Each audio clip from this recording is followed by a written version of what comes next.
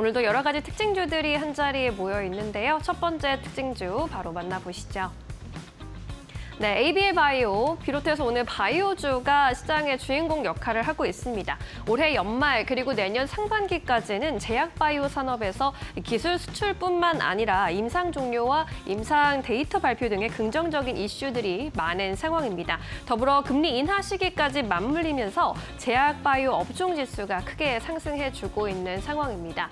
여기에 더해서 또 정부의 코스닥 활성화 방안이 나올 것으로 전망이 되고 있는 상황이죠. 정부가 구체적인 방안을 내달에 발표할 것으로 예정이 되어 있는 상황인데 구체적으로 어떤 내용이 나올까라는 그런 보도들이 현재 나오고 있는 상황입니다.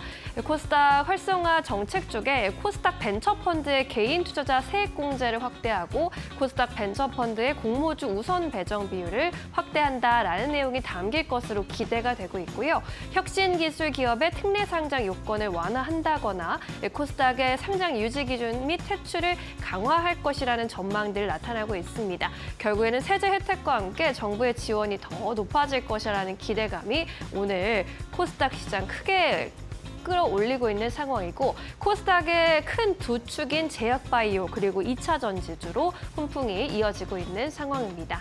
여기에 미국에서의 금리 인하 가능성이 꽤 높게 잡혀가고 있다라는 점도 제약바이오 쪽에는 당연히 호재가 되고 있습니다.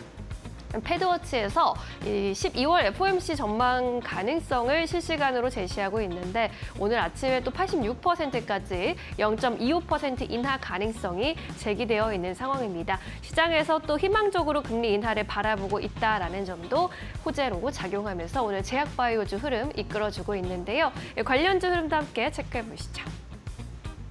네, ABL 바이오가 8%대 강세로 또 장중에 상승 탄력을 넓혀가려는 흐름이고요. TNR 바이오펩 같은 종목들, 상한가에 안착한 종목들도 오늘 꽤 보이고 있습니다.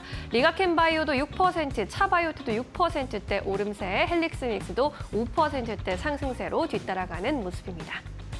네, 이어서 첫 번째 이렇게 이슈 살펴봤고요. 두 번째 이슈 살펴보겠습니다. 네, 엔캠 살펴보도록 하겠습니다. 비롯해서 오늘 2차 전지주들도 분위기가 심상치 않게 잘 흘러가는 모습인데 2차 전지주 전반에 여러 가지 훈풍이 또 불어오고 있고요. 글로벌 모멘텀이 다시금 주목받으면서 주가도 기지개를 켜고 있습니다.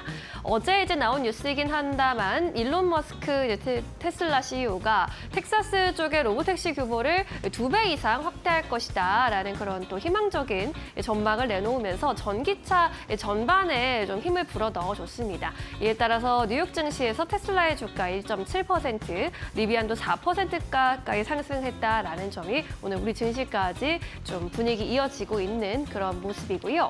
또 글로벌 배터리 공급망에서 중국의 의존도가 축소되고 있다라는 전망 역시 함께 맞물리면서 소비 그리고 장비주 중심으로 2차 전지 쪽에도 매수세가 유입되고 있는 분위기입니다. 여기에 또 엔캠이 큰 모멘텀을 더해준 상황이죠. 글로벌 배터리 1위 업체, 제조업체인 CATL 향으로 1조 5천억 원 규모의 계약이 임박했다라는 보도가 쏟아졌습니다. 앞으로 5년 동안 연간 7만 톤 규모의 전해액 공급 계약을 체결할 것이라는 전망 나타나고 있고요. 지금 CATL 쪽에서 리튬 인산철 배터리보다 에너지 밀도가 높은 3원계 배터리 제조 역량을 강화하기 위해서 우리나라의 엔캠을 선택한 것이다라는 분석까지 나타나고 있는 상황입니다. 이렇게 여러 가지 이슈 속에 2차 전지주 또 제대로 탄력을 받아가는 모습입니다. 덕산테크피아, 엔캠과 같은 코스닥 종목들의 급등세가 눈에 띄고 있고요. 덕산테크피아는 20% 이상 급등하면서 21,400원 선까지 올라와 있습니다. 엔캠도 74,500원 선 지나가고 있고요. 인텍플러스, 솔브레이, 대진 첨단 소재와 같은 종목들 3에서 8%대 강한 흐름 포착되고 있습니다. 네, 이렇게 2차 전지 쪽도 점검을 해봤고요. 이슈가 있는 세 번째 종목 열어보겠습니다. 네, 디어유 비롯해서 엔터주 쪽도 이틀 연속 강세 흐름 포착이 되고 있는 상황입니다. 최근 이틀 연속 상승하면서 주가 회복 기대감도 높아지고 있는 상황인데 이달 들어서 엔터주의 등락률을 보면은 모두 두 자릿수대 급락세를 기록했습니다. YG엔터 같은 경우에는 이달 들어서만 32%나 급락을 했고 하이브와 JYP엔터, SM도 10% 넘게 이렇게 급락을 했는데요. 시장에서 3분기 실적이 생각보다 좀 안 나왔다라는 점 부진함으로 인해서 이렇게 조정을 받았는데 4분기 실적이 잘 나올 것을 감안하면 과도한 저평가 구간에 있고 과도한 하락이었다라는 증권사의 이런 분석이 계속 나오고 있는 상황입니다. 하나증권에서 역사적인 밸류에이션 저점 구간까지 현재 하락을 했는데 2026년에는 BTS 그리고 빅뱅 등의 큰 가수들이 컴백하기 때문에 사상 최대 실적이 전망되고 있다라는 점으로 인해서 현재 주가 과도하게 저평가되어 있다라고 봤고요. 교보증권에서도 최근 낙폭이 매우 과도했는데 그렇기 때문에 매우 매력적인 구간에 위치해 있다라고 했습니다.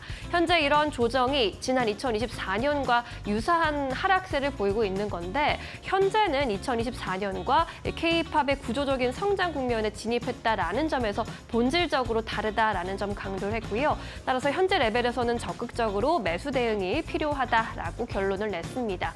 키움증권에서도 내년에 K-팝 음반 판매량이 전년 동기 대비 16% 증가하면서 6,318만 장 넘어설 것으로 예상을 했는데 결국에는 음원 매출이 역대 최대 수준까지 또 올라갈 것이라는 점에서 실적에 대한 기대감 높여가고 있는 상황입니다. 오늘 엔터주 분위기도 함께 살펴보시죠.